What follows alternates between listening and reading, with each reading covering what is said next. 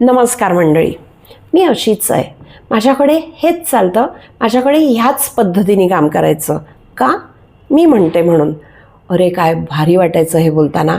मला वाटायचं वा वा वा, मी किती रिस्पॉन्सिबल, मी किती डिसिप्लिन्ड, मी किती ऑर्गनाइज्ड.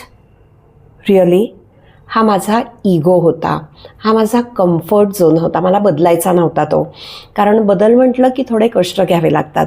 प्लस मला ना कोणाचं ऐकून घ्यायचं नव्हतं. मी म्हणते म्हणून असं होतं थोडंसं.